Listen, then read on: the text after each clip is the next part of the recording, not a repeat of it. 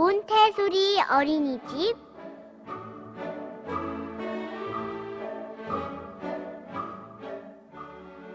피카소 동화나라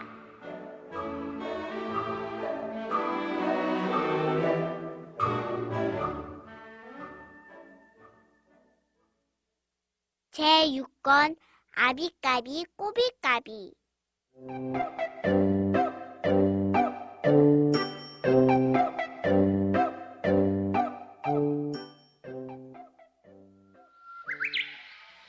초록빛 햇살이 넘실대는 한낮의 숲속. 꼬마 도깨비들이 올망졸망 모여서 놀고 있었어요. 아비까비 꼬비까비 달려라 나뭇잎 썰매 아비까비 꼬비까비 나는야 꽃게비 타잔 꼬마 도깨비들의 목소리에 나뭇잎이 팔랑거렸어요. 아비까비 꼬비까비 물구나무 서기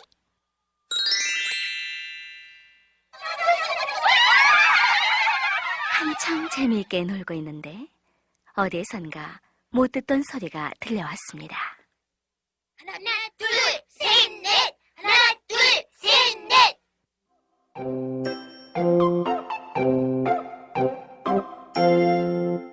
하나 둘 셋 넷 하나 둘 셋 넷 꼬마 도깨비들은 소리나는 쪽을 향해 귀를 쫑긋쫑긋.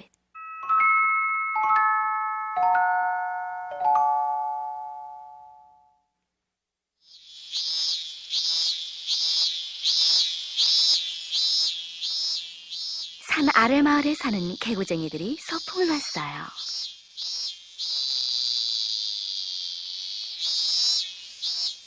매미채를 들고 이리저리 뛰어다니는 동훈이, 피터팬을 좋아하는 성재, 꽃을 좋아하는 세미, 별명이 관찰 박사인 영우, 화가가 되고 싶다는 지혜. 5 개구쟁이는 시간 가는 줄 몰랐답니다.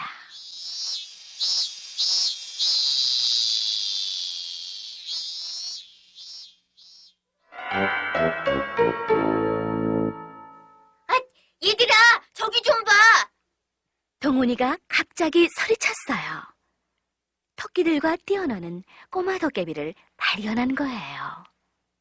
어머 좀 이상하게 생겼다 머리에 뿔 같은 게 있어.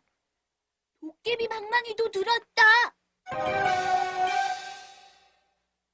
개구쟁이들은 머리를 맞대고 수근거렸어요. 저건 틀림없는 도깨비야. 맞아. 여긴 도깨비 숲인가 봐. 난 몰라 무서워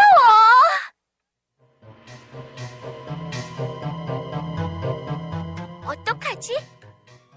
도깨비 방망이로 우리에겐 나쁜 짓을 하지는 않을까? 어디에서 온 아이들이지? 우리보다 키가 훨씬 크다 힘도 세겠지? 겁이 없는 성재가 먼저 말했어요. 무섭기는 하지만 우리 가까이 가보자. 꼬마 도깨비들 중에서는 삐꾸가 가장 용감했어요. 무서워도 난 가까이 가서 살펴볼 거야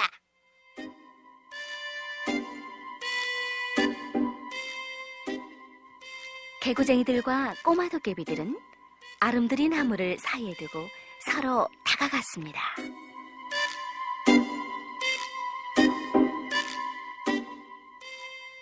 성재와 삐꾸의 눈길이 딱 마주쳤어요. 으악! 사람 살려! 끼악! 꽃게비 살려!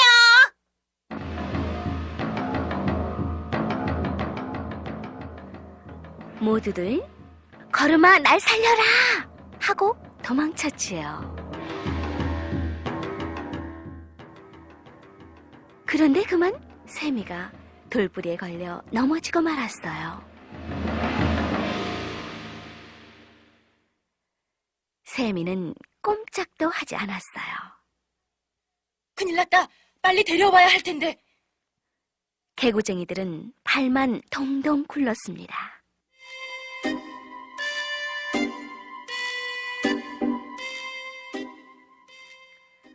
꼬마 도깨비들도 걱정스러운 눈치였어요.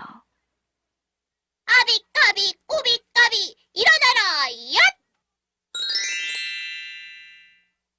아비까비 꼬비까비 깨어나라 얏! 주문을 외우는 꼬마 도깨비도 있었지만 아무 소용이 없었답니다.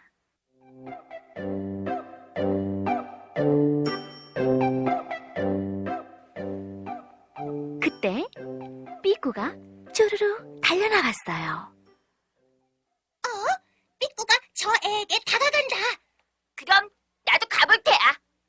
나도. 꼬마 도깨비들은 용기를 내어 샘이 곁으로 갔어요.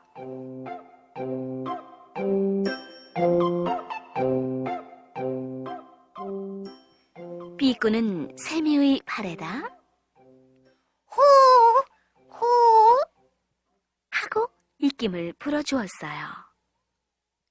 호, 호, 호. 이윽고 세미가 살며시 눈을 떴습니다.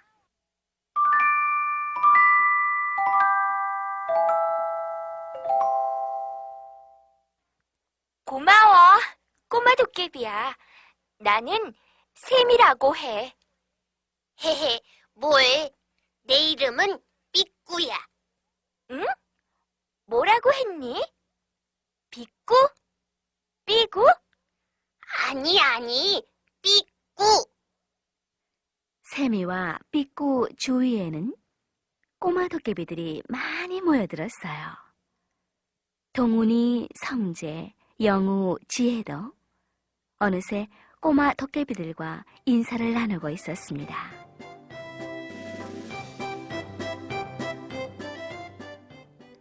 개구쟁이들과 꼬마 도깨비들은 금방 친해졌어요. 옹기종기 모여 앉아 이야기도 나누고 노래도 함께 불렀답니다.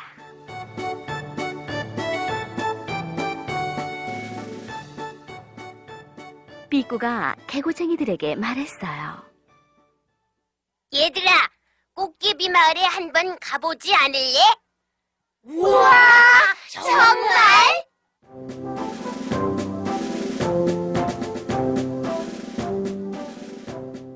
야호!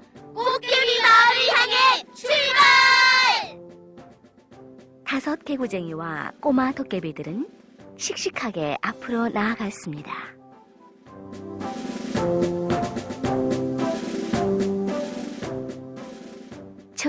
조르르 바위를 타고 내려가 징검징검 징검다리를 건너고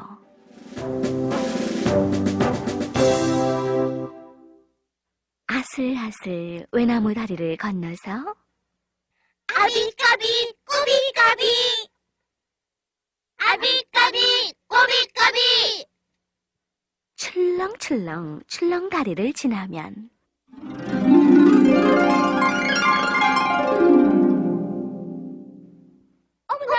우와. 우와.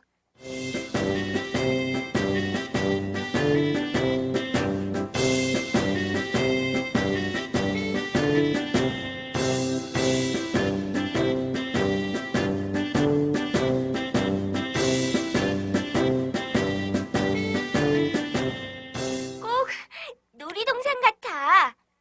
아, 재미있다. 정말 멋지다. 개구쟁이들은 꼬마 도깨비들과 함께 신나게 놀았습니다.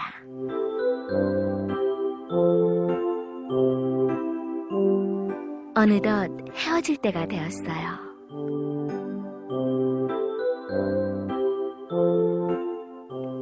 동훈이와 영우와 지혜는 꼬마 도깨비들에게 모자를 주었어요. 삐꾸는 세미에게 도깨비 방망이를 선물했어요. 아비까비 꼬비까비 또 놀러와. 잘 있어. 다음엔 우리가 초대할게.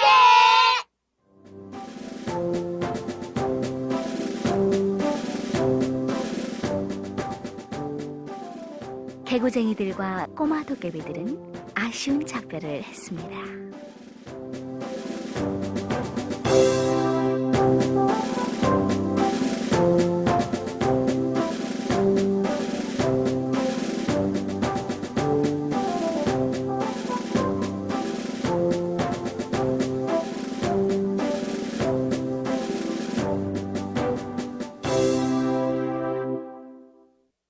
새 친구가 된 개구쟁이들과 꽃개비들. 아비까비 꼬비까비 아비까비 꼬비까비 하면서 신나게 놉니다.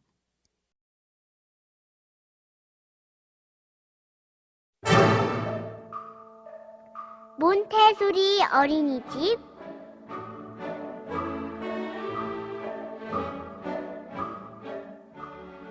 피카소 동화나라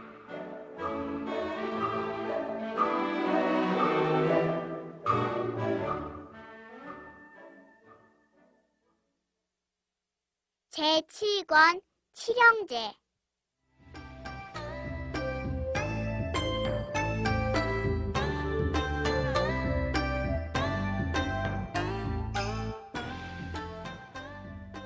깊은 산속 작은 냇가에 왕대숙과 왕대랑 부부가 살고 있었습니다. 부부는 마음씨가 착해서 이웃에 땔감이 없으면 땔감을 보내주고 쌀이 없으면 쌀을 주기도 했습니다.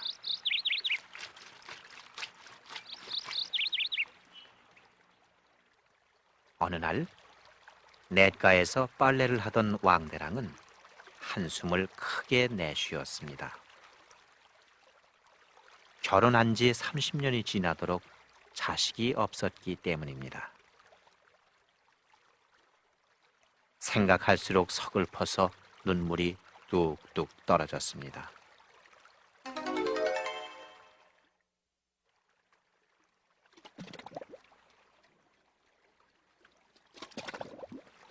그때 갑자기 물 위에서 한 줄기 연기가 피어오르더니 신선이 나타났습니다. 왕대랑아, 알약 7개를 받도록 하여라. 하루에 한 알씩 먹으면 죽은 나무에 꽃이 피듯 머지않아 아이가 생길 것이니라. 왕대랑은 알약 7개를 움켜쥐더니 한 입에 넣고 삼켜버렸습니다.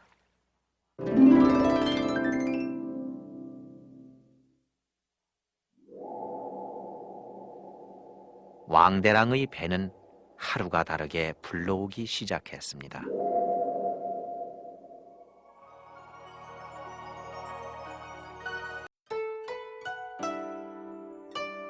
봄이 지나고 가을이 되자 7 쌍둥이를 낳았습니다. 모두 남자아이였습니다.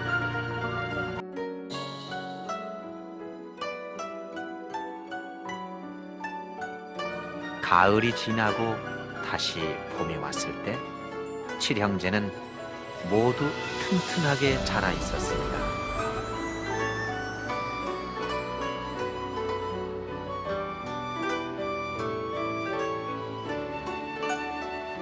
칠형제는 생김새며 목소리가 다 똑같았습니다.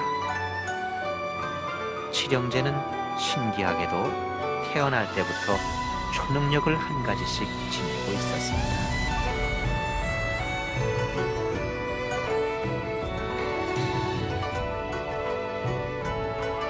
마다들은 힘이 장사였고, 둘째는 천리 밖에서 하는 이야기도 들을 수 있는 귀를 가졌으며, 셋째는 온몸이 쇠처럼 단단했습니다.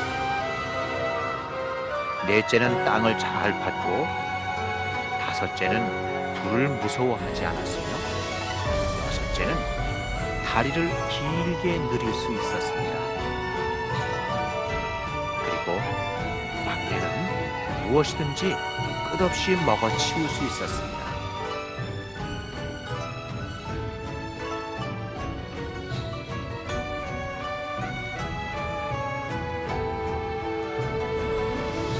보리가 황금빛으로 물들자 동무들은 거리를 거두어 들이느라고 바빴습니다.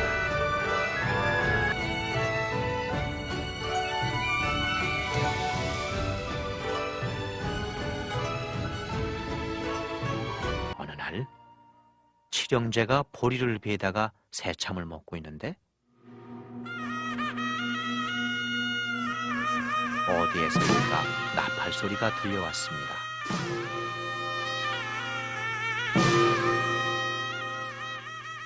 알아보니 황제의 행렬이 지나가고 있었습니다.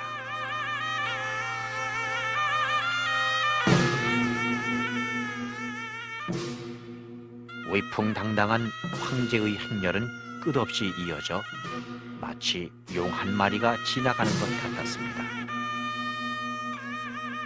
앞을 쳐다보면 끝이 보이지 않고 끝을 바라보면 앞을 볼 수가 없었습니다.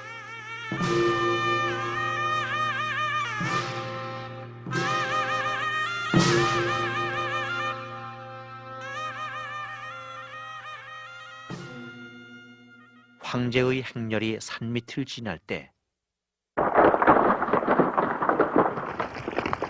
갑자기 커다란 바위가 굴러 떨어지기 시작했습니다.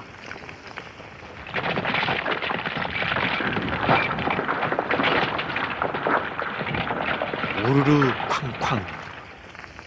커다란 바위 덩어리가 엄청난 소리를 내며 굴러 내려왔습니다.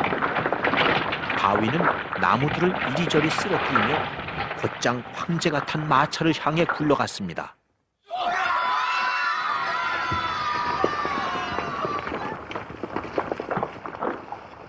이때 한 사람이 날쌔게 달려와 바위를 그대로 멈춰 세웠습니다.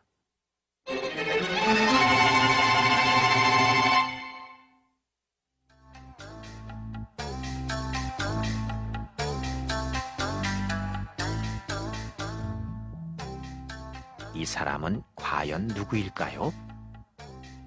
바로 왕신의 맏아들이었습니다.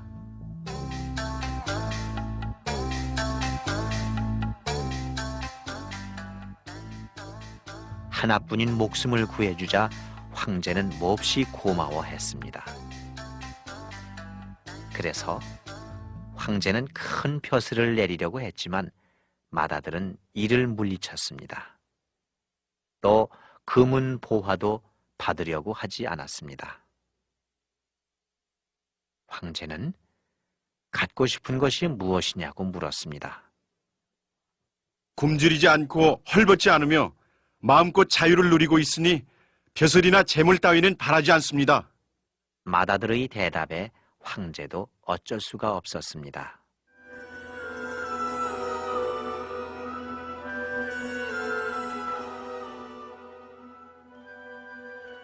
세상에 무서울 것이 없던 황제에게 걱정거리가 생겼습니다. 어린 나이에 힘이 그렇게 세면서 벼슬도 재물도 바라지 않으니 혹시 나를 몰아내고 황제 자리에 오르려 한다면 큰일이 아닌가? 황제는 앉으나 서나 자나 깨나 그 생각을 떨쳐버릴 수가 없었습니다. 그러더니 갑자기 칼을 뽑아 들고는 중얼거렸습니다. 그래, 날이 박는 대로 구실을 만들어서 그 녀석을 잡아다가 목을 베어야겠다.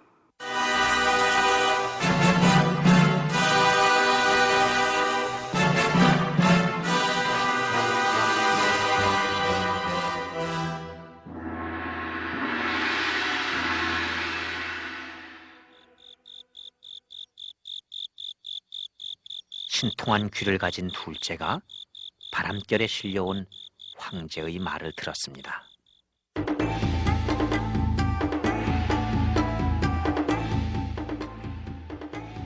이튿날 많은 병사들이 왕신의 집에 들이닥쳤습니다. 병사들은 셋째를 보더니 다짜고짜 붙잡아 궁궐로 끌고 갔습니다.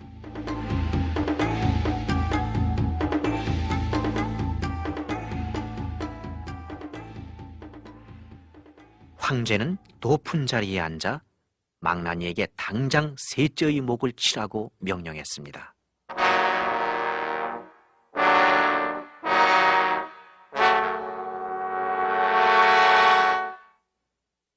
몸이 쇠처럼 단단한 셋째는 큰 칼도 무서워하지 않았습니다.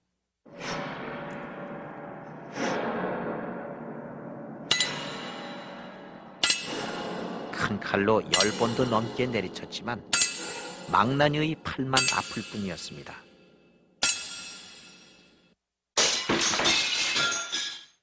망나니가 셋째의 머리카락 3개밖에 잘라내지 못하자 황제는 더욱더 두려워졌습니다.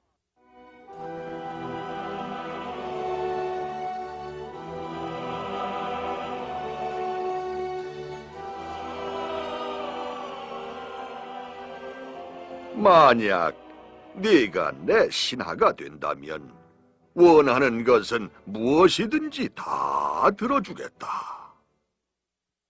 황제가 셋째에게 말했지만 셋째는 고개만 저을 뿐 아무 말도 하지 않았습니다. 황제는 날이 밝는 대로 셋째를 불살라 죽이라고 명령했습니다.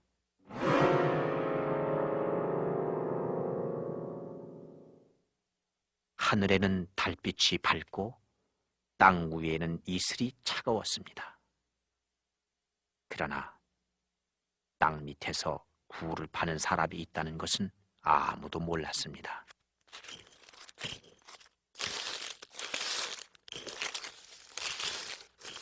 두더지처럼 땅을 잘 파는 넷째는 다섯째와 함께 성문 밑을 지나 셋째가 갇힌 감옥에 이르렀습니다.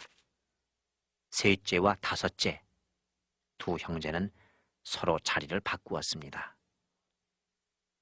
그러나 마음씨 착한 사람은 걱정할 필요가 없습니다. 아주 재미있는 이야기가 이어지니까요.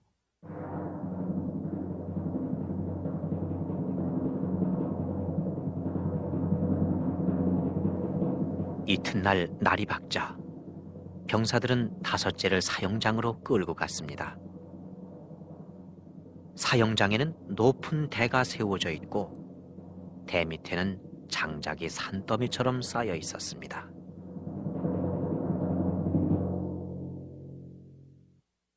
높은 대에 꽁꽁 묶인 다섯째는 꼼짝도 할 수 없었습니다. 병사들이 장작에 불을 붙이자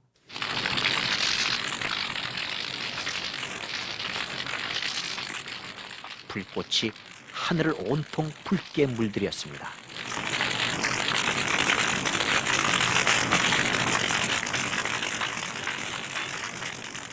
불을 두려워하지 않는 다섯째에게는 활활 타오르는 불길도 아무 소용이 없었습니다.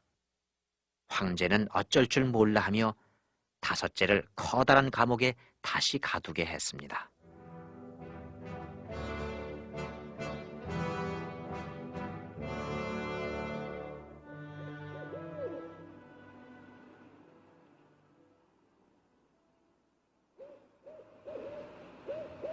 감옥에 갇힌 다섯째는 잠꼬대하는 척하며 중얼거렸습니다.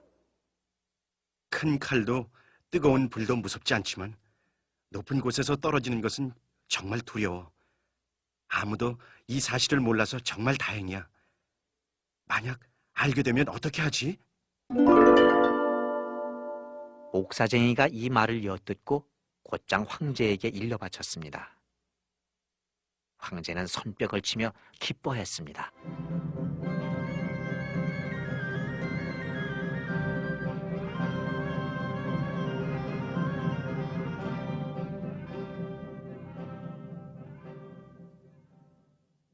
이튿날 다섯째는 높은 낭떠러지로 끌려갔습니다. 황제는 곧 다섯째를 떨어뜨려 죽이라고 명령했습니다.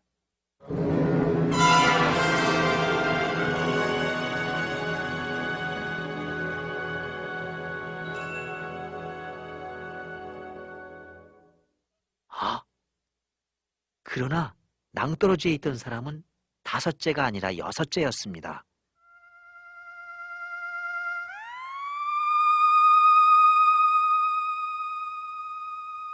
다리를 길게 늘릴 수 있는 여섯째가 두 다리를 쭉 뻗어 가볍게 뛰어내리자 키가 산보다 더 컸습니다. 여섯째는 긴 다리로 두세 걸음 만에 집으로 돌아왔습니다. 황제는 병사들을 이끌고 죽을 둥 살 둥 여섯째를 쫓아왔습니다.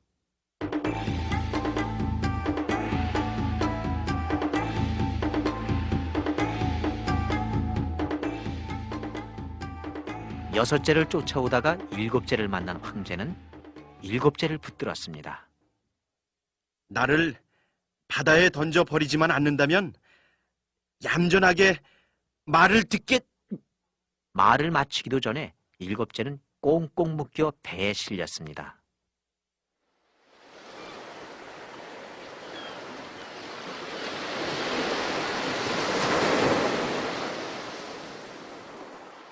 황제는 직접 배를 타고 바다로 나가 일곱째를 바다에 던져버렸습니다.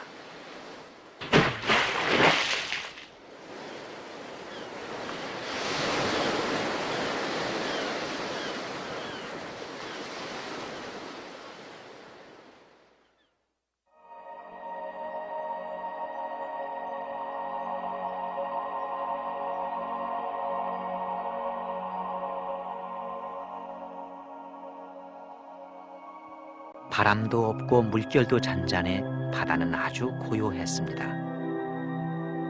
어떤 소리도 들리지 않고 작은 움직임도 볼 수 없었습니다.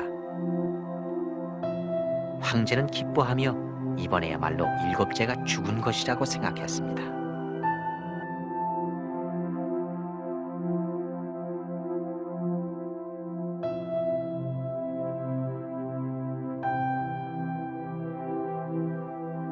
그런데 갑자기 쾅 소리가 나더니 배가 암초에 걸리고 말았습니다.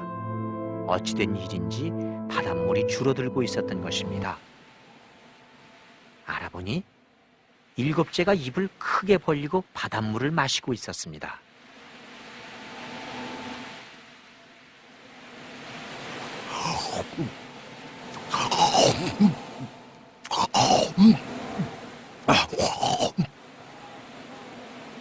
일곱째는 바닷물을 단숨에 다 마셔버렸습니다.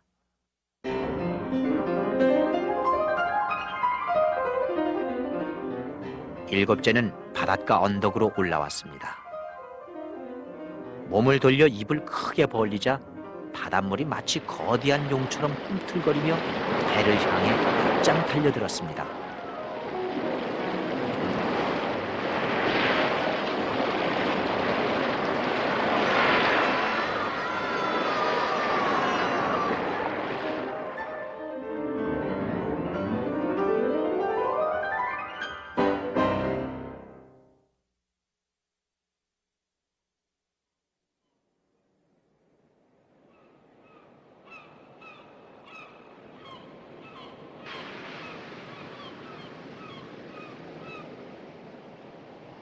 산더미 같은 파도에 부딪힌 배는 바닷물에 잠겼다가 떠올랐다가 하였습니다. 얼마 지나지 않아 배는 흔적도 없이 사라지고 바다에는 파도만 출렁이고 있었습니다. 황제와 배는 파도에 휩쓸려 어디로 사라진 것일까요?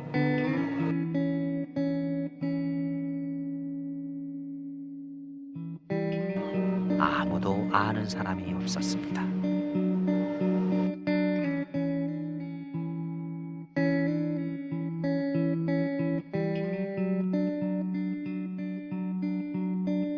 태양은 바닷물을 금빛으로 물들였습니다. 금빛 수평선이 바다 한가운데에서 해안까지 이어져 있었습니다.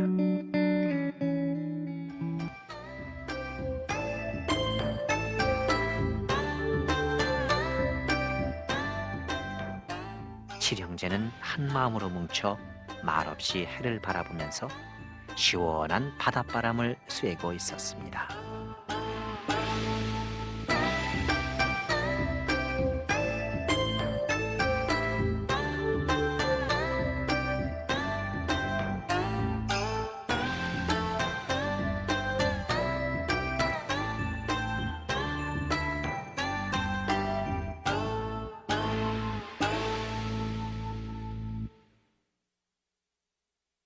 은혜를 원수로 갚으려고 하는 황제는 참 나쁜 사람이에요.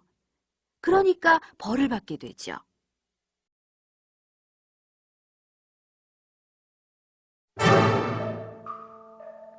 몬테소리 어린이집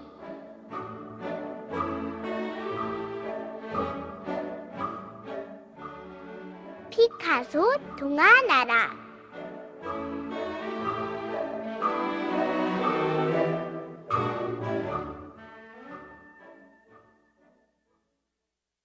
제8권 데라데라 뽕뽕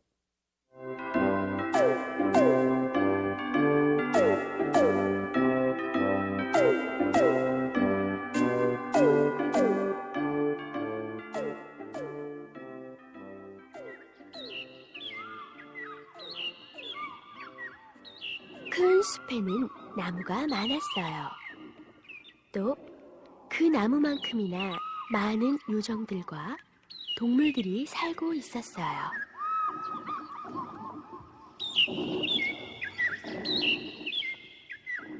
요정들과 동물들은 서로 도와가며 사이좋게 지냈습니다.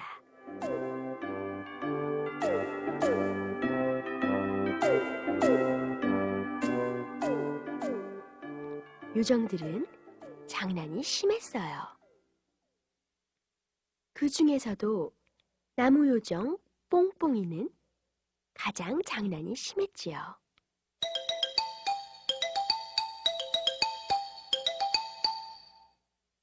뽕뽕이가 집게손가락으로 배꼽을 문지르며 되라 되라 하고 주문을 외우고 나서 뽕뽕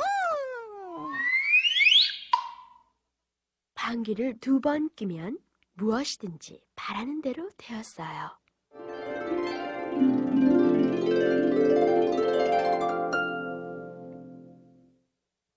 아이 심심해 뭐 재미있는 일 없을까? 뽕뽕이는 낮잠 자는 사자들을 골려주기로 했어요. 되라 되라 뽕뽕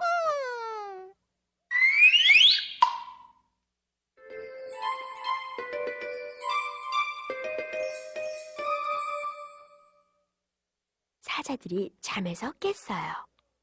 아이고, 아야야야, 누구 짓이야? 사자들은 화가 나서 얼굴이 시뻘개졌습니다.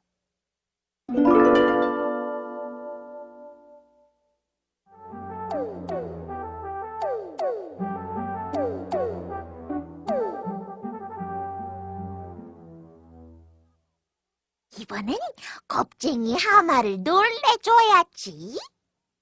뽕뽕이는 주문을 외웠어요.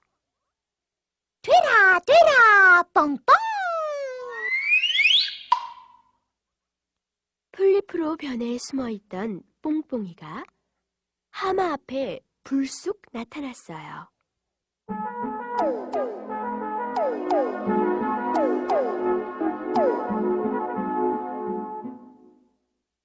하마는 너무 놀라서 쿵 하고 엉덩방아를 찧었습니다.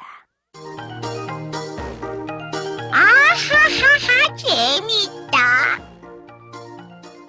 뽕뽕이는 배꼽을 잡고 팔짝팔짝 뛰었어요.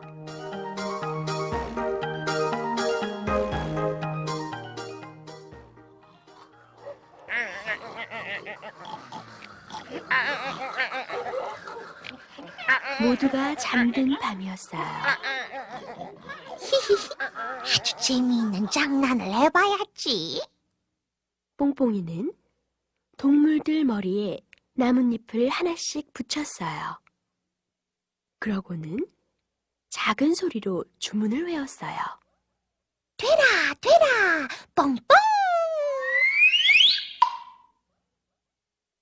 밤의 사냥꾼 부엉이만이 뽕뽕이를 지켜보고 있었어요.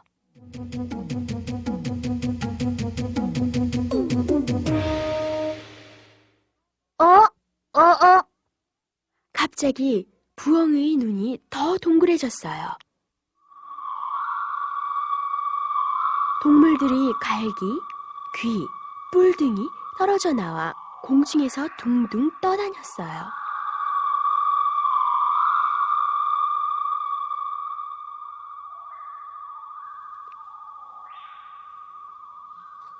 동물들은 그런 줄도 모르고 잠만 자고 있었답니다.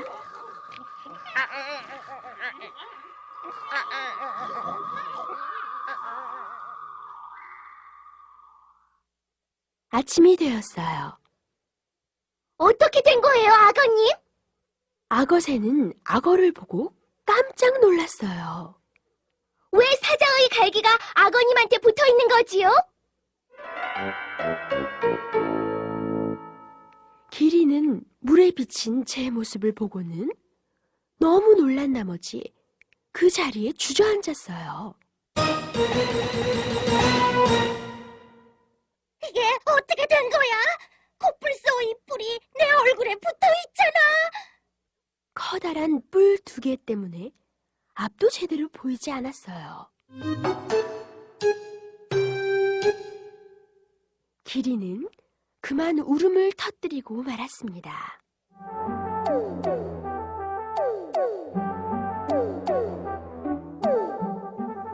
숲속에는 큰 소동이 벌어졌어요. 대머리 사자, 더벅머리 악어, 토끼귀 원숭이. 동물들은 서로 갈기, 귀, 뿔을 내놓으라고 아우성치며 싸우기 시작했어요.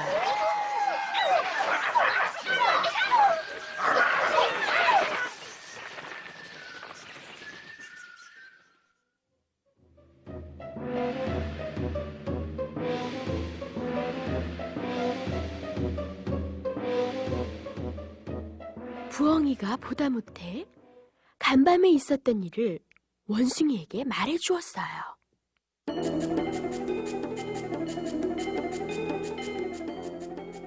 원숭이는 잔뜩 화가 났습니다. 장난꾸러기 뽕뽕이 나무나 되어 버렸으면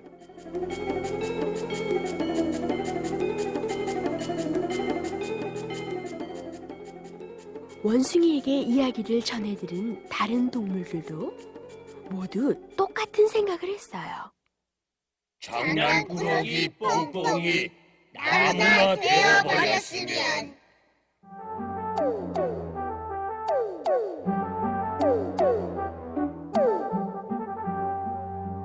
저 원숭이 좀 봐. 기린은 또 어떻고? 아하하하. 재미있다고 깔깔대던 뽕뽕이는 갑자기 온몸이 굳어지는 걸 느꼈어요. 그러더니 쑥쑥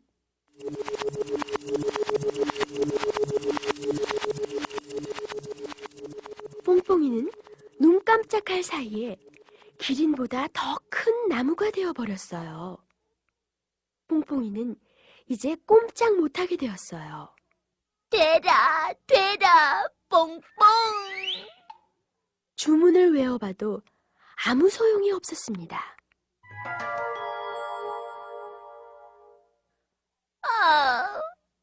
내가 잘못했어.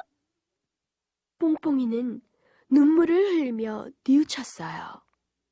얘들아, 내 나뭇잎을 따서 머리에 붙이고 한쪽 팔을 3번 구르면 본디 모습으로 돌아갈 거야.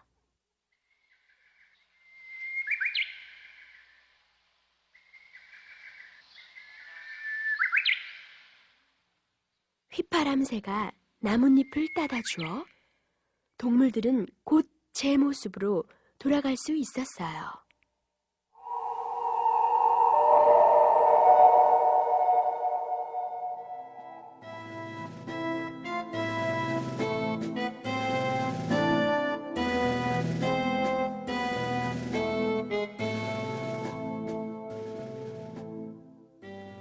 밤이 되었어요.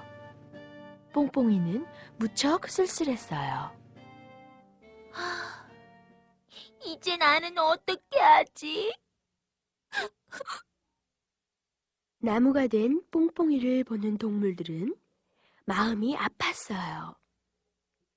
하느님, 뽕뽕이가 다시 나무 요정이 되게 해주세요. 동물들은 모두 한 마음으로 기도했어요.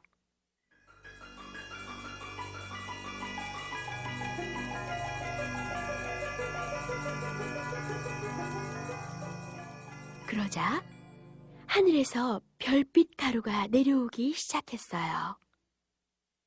별빛 가루가 나무를 감싸자 나무는 차츰 뽕뽕이로 변해갔어요.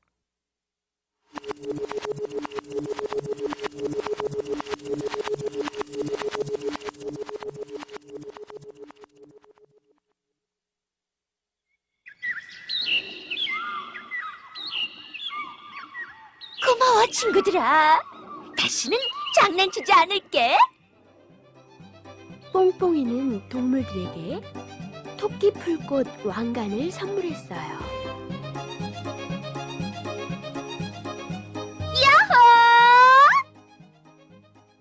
기린의 목에서 미끄럼을 타고 내려오던 뽕뽕이는 공중에서 한 바퀴 뱅그르르 돌았어요.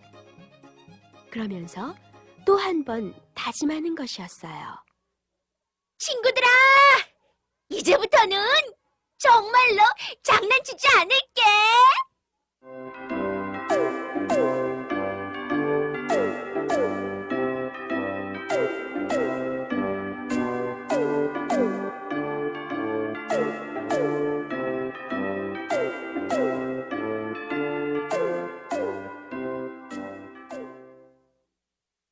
다시는 장난치지 않겠다고 다짐하지만 글쎄요, 과연 뽕뽕이가 얌전하게 지낼 수 있을까요?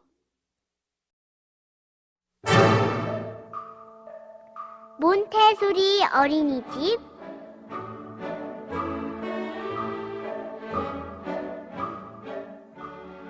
피카소 동화나라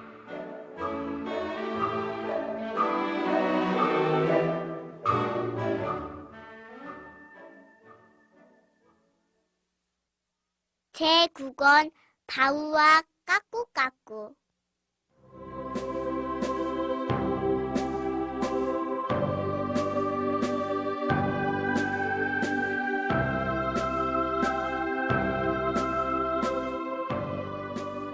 깊고 깊은 산골 오막살이 집에 바우라는 아이와 할머니가 살고 있었습니다. 바우와 할머니는 서로를 의지하며 행복하게 살았어요.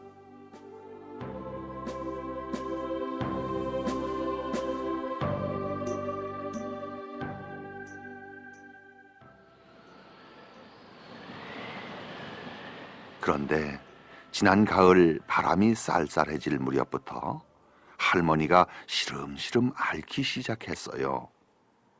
겨울이 깊어지자 할머니는 그만 몸져 눕고 말았습니다.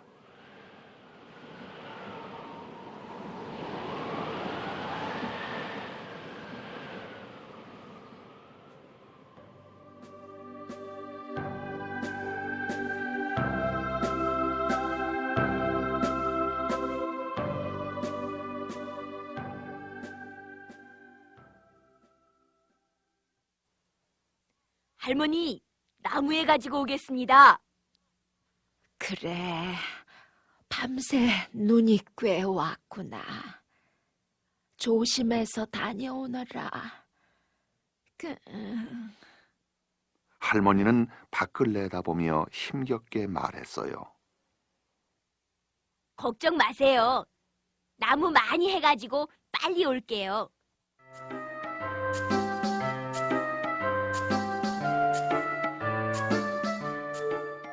바우는 눈꽃이 핀 길을 따라 산속으로 들어갔어요.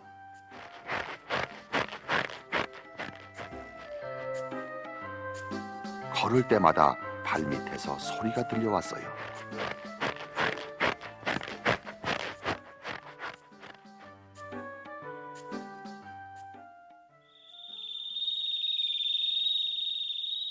어디선가 작은 새 한 마리가 날아왔어요. 작은 새는 자기를 따라오라는 듯이 바우 앞에서 왔다 갔다 하면서 지저귀는 것이었어요.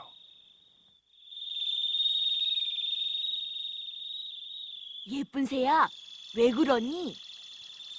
작은 새를 따라가 보았더니 다리를 다친 아기 곰 한 마리가 울고 있었어요.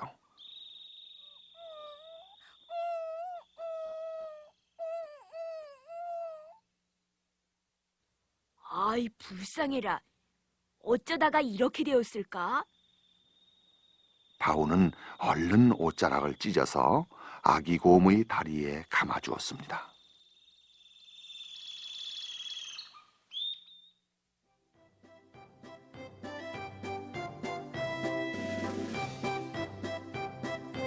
아기 곰은 고맙다는 듯 손을 흔들고는 절름거리며 숲속으로 사라졌습니다.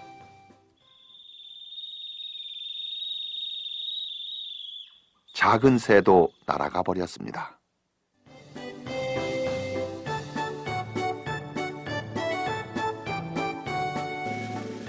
바우는 지게 가득히 나무를 했어요. 할머니가 누워있는 집을 향해 발걸음을 서두르고 있을 때였어요. 어디선가 이상한 소리가 들려왔습니다.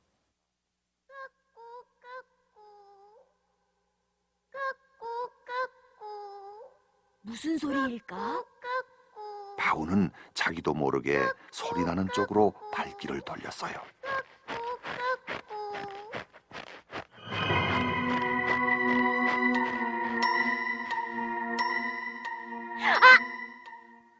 아기 도깨비가 그물에 걸려 바둥거리고 있었어요. 그런데 그 둘레를 커다란 호랑이가 어슬렁거리고 있는 것이 아니겠어요?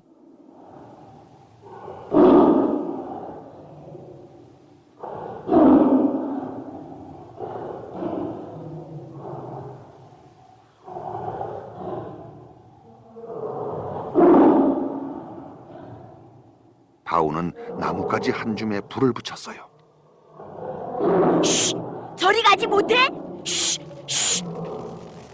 바우가 불타는 나뭇가지를 휘휘 내두르자 호랑이는 겁을 집어먹고 꽁무니를 뺐습니다.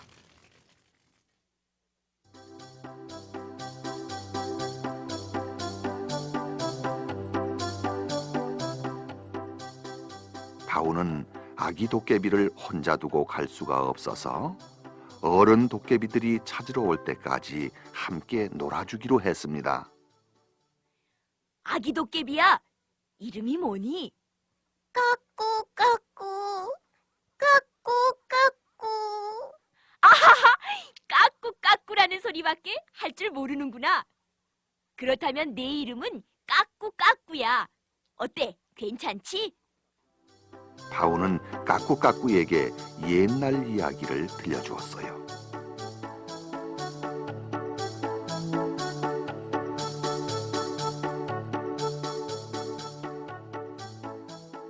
바우가 문득 고개를 들었을 때였어요. 으악!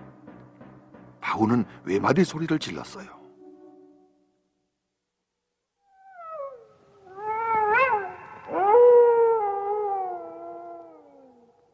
어느 틈에 몰려왔는지 무시무시한 늑대들이 날카로운 이빨을 드러내고는 바우와 까꾸까꾸를 노리고 있었습니다.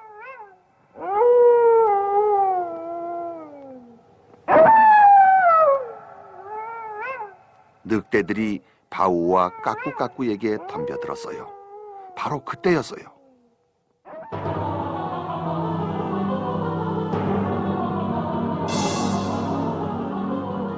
까꾸 까꾸 까꾸 까꾸. 어른 도깨비들이 나타나서 도깨비 방망이를 마구 휘둘러 늑대를 쫓아버렸습니다.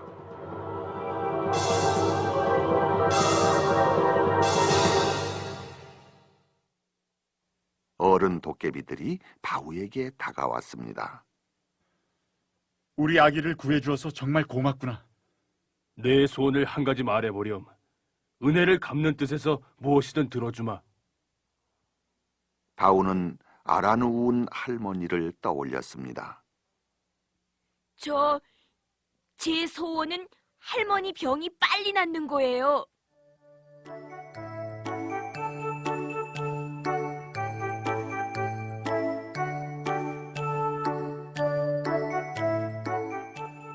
바우는 도깨비들과 헤어져 다시 발걸음을 재촉했습니다.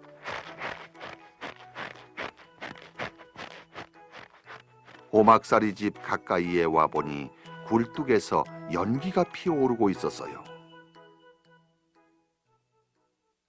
몸도 편찮으신데 무얼 하시는 걸까?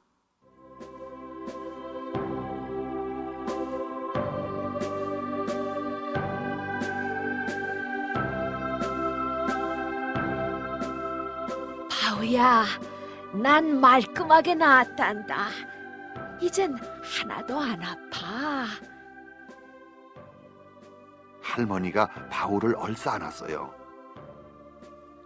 갑자기 몸이 가벼워져서 밖에 나와보니 마당에는 이렇게 금돈이 가득한 항아리가 놓여있지 뭐겠니?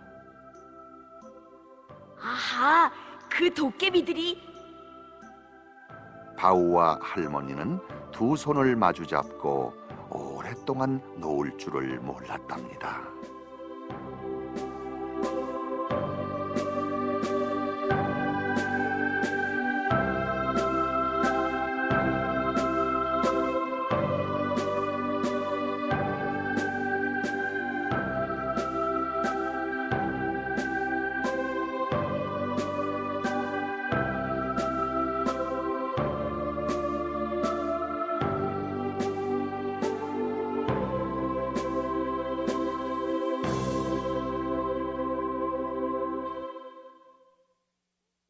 할머니 병이 깨끗이 나았다니 바우는 정말 기쁘겠네요. 여기 나오는 도깨비들은 아주 착한 도깨비들이로군요.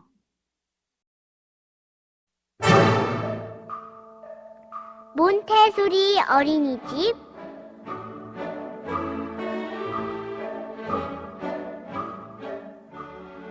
피카소 동화나라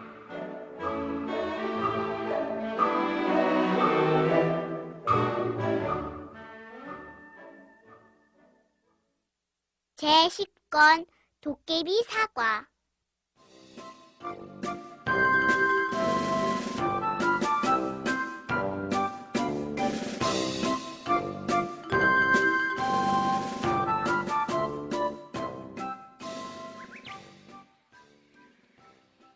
옛날 어느 곳에 발터라는 가난한 사람이 살고 있었어요. 발터는 사과나무를 한 그루 가지고 있었습니다. 나뭇잎은 반짝이는 초록빛이고 벌레가 조금도 먹지 않았으며 줄기도 잘 자라 튼튼한 나무였습니다.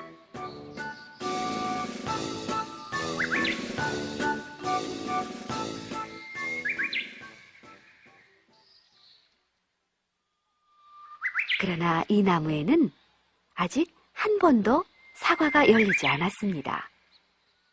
꽃도 핀 적이 없었습니다.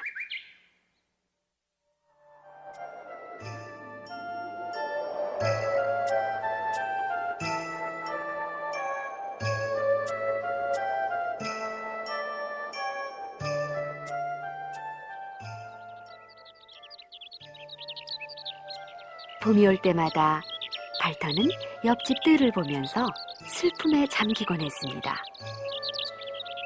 옆집 사과나무에는 꽃이 한창이었어요. 아름다운 꽃이 햇빛을 받아 반짝반짝 빛나고 있었어요. 그러나 발터의 사과나무에는 꽃이 한 송이도 피지 않았습니다.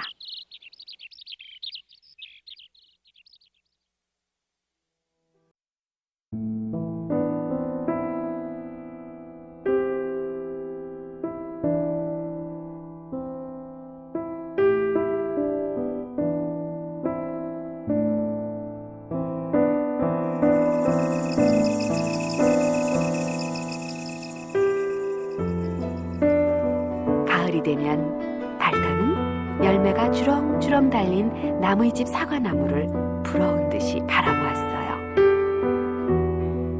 가지마다 열매가 휘어지게 달려 있었습니다. 그리고 사람들은 바구니에 사과를 가득 담아 집으로 돌아갔습니다.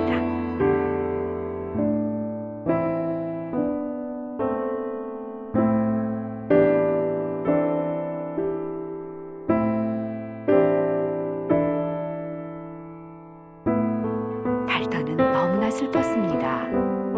그래서 밤에 잠자리에 들 때마다 사과가 하나만이라도 열리게 해달라고 진심으로 빌었어요.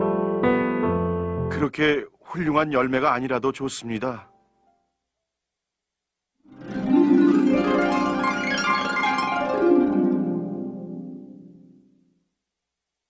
마침내 이 소원은 이루어졌습니다.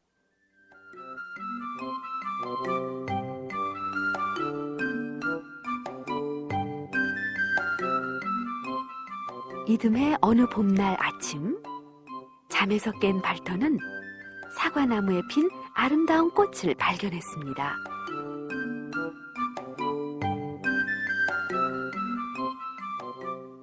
발터의 눈은 기쁨으로 빛났어요. 너무 기뻐서 나무 아래에서 춤을 추었습니다.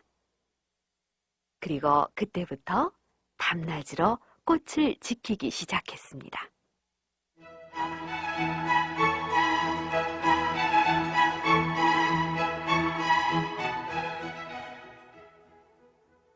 비가 너무 많이 와도 또 너무 적게 와도 꽃한테는 좋지 않습니다.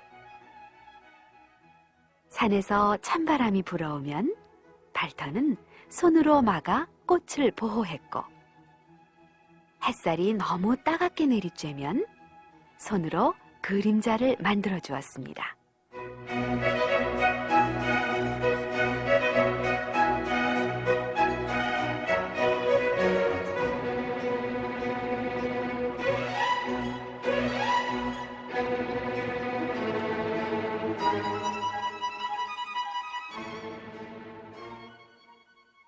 여름이 되니까 꽃은 작은 열매를 맺었어요. 발터는 기쁨을 감출 수가 없었습니다.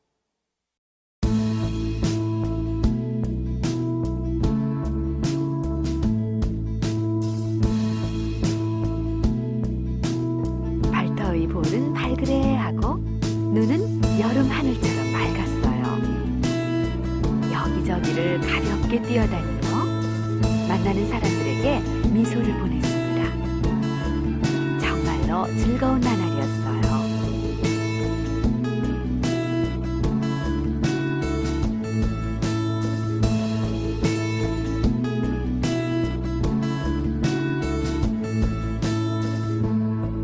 가을이 되자 사과는 더욱 커졌습니다. 딸 때가 되었어요. 하지만 발터는 따지 않았습니다. 오늘은 따지 말아야지. 하루만 더. 하면서 그대로 놓아두었습니다.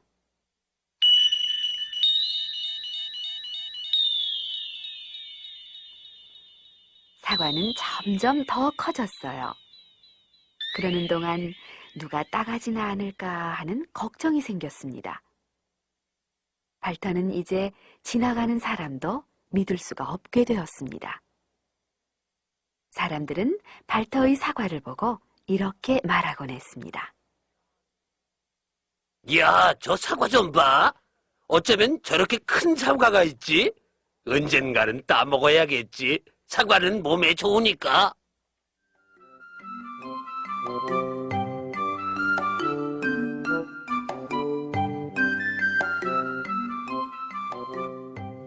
어느 날 발터는 마침내 사과를 따서 시장에 내다 팔기로 했습니다.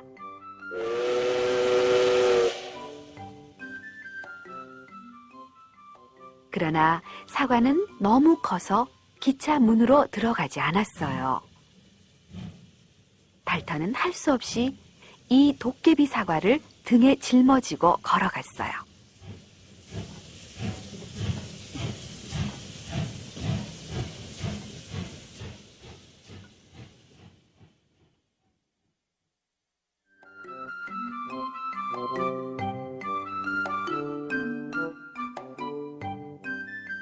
사과는 굉장히 무거웠어요. 무릎은 후들후들 떨리고 발은 욱신거렸습니다. 그래도 발터는 얼마나 비싸게 팔릴까 하는 기대로 버텼습니다.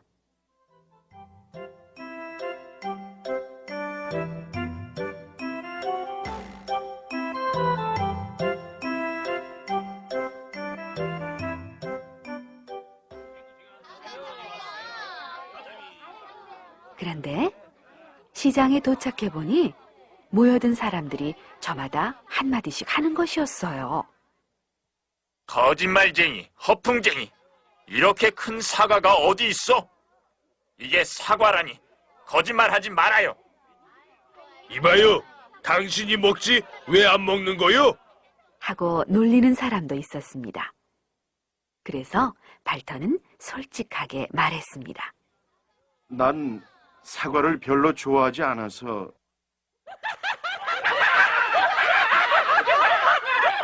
모두들 와 하고 웃었습니다.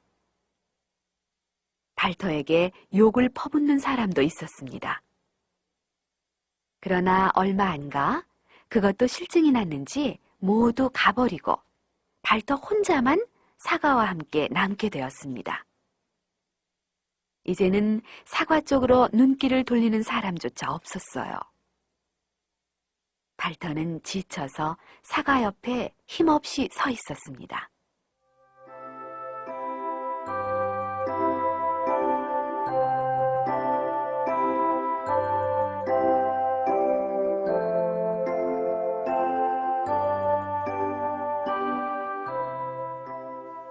밤이 되었어요.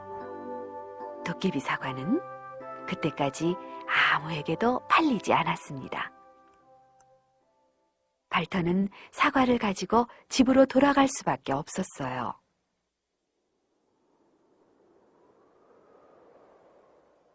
어둡고 추운 밤이었어요. 험한 길이었습니다.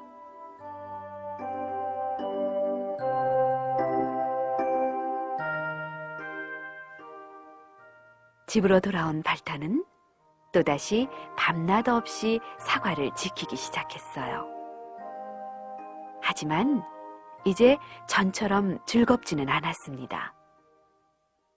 볼은 흑빛, 마음은 회색빛이었어요. 정말로 한심한 나날이었습니다.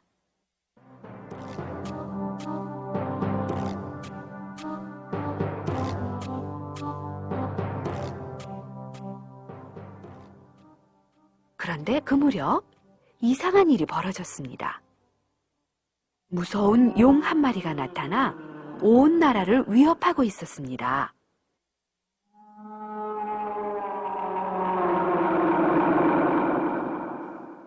징그러운 초록빛 다리가 8개나 달린 도깨비 용은 무엇이든지 닥치는 대로 먹어치웠습니다.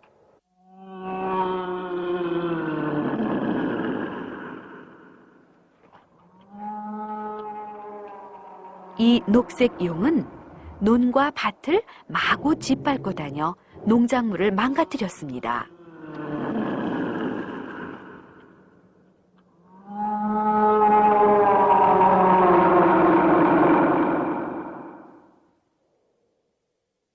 사람들은 밤에도 제대로 잘 수가 없었어요. 왕은 몹시 걱정이 되어 급히 비밀 경찰을 불렀습니다. 검은 양복을 입은 비밀 경찰들은 두려움을 모를 정도로 용감했습니다. 다들 듣거라. 어떻게 하든지 그 용을 물리쳐야 한다. 묶든가 죽이든가 아니면 무엇이든 좋으니까 선물을 주어 감쪽같이 속여서 쫓아버려라. 명령이다.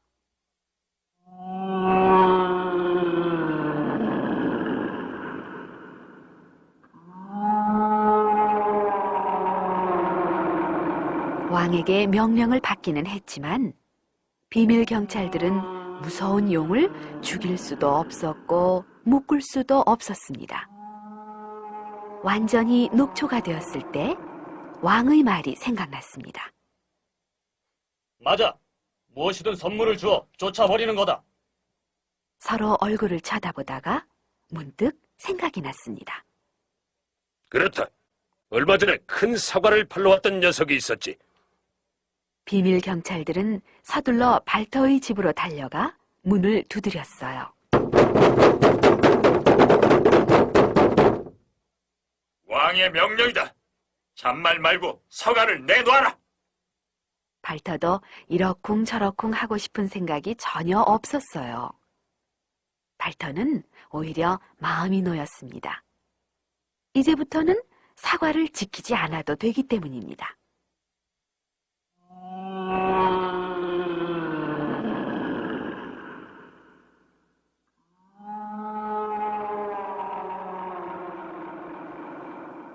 비밀 경찰들은 도깨비 사과를 굴렸다가 밀었다가 하며 가까스로 도깨비 용이 있는 곳까지 운반했습니다.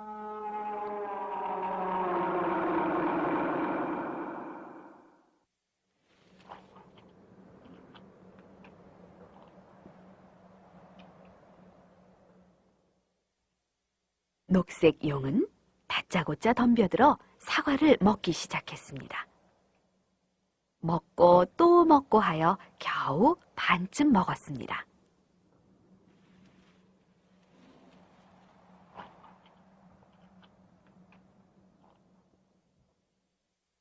그런데 너무 급하게 먹느라고 목에 사과가 걸려서 숨이 막혀 죽어버렸습니다.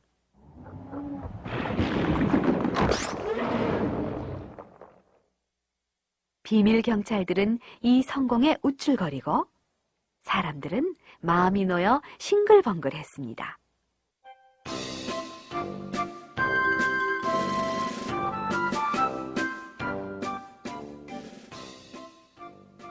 왕은 이 소식을 듣고 너무 기뻐 춤을 추었어요.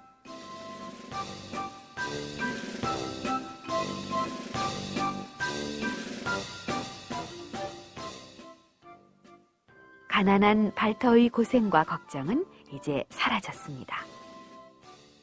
건강도 되찾아 볼은 다시 장밋빛이 되었습니다.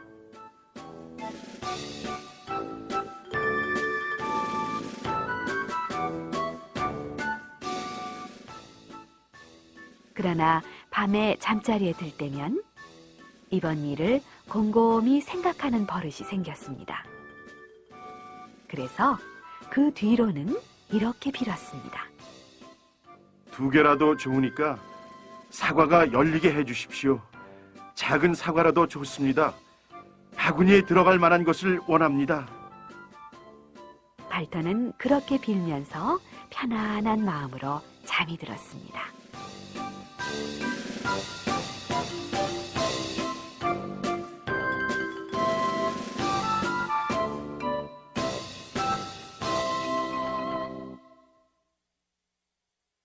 하나 열린 커다란 사과.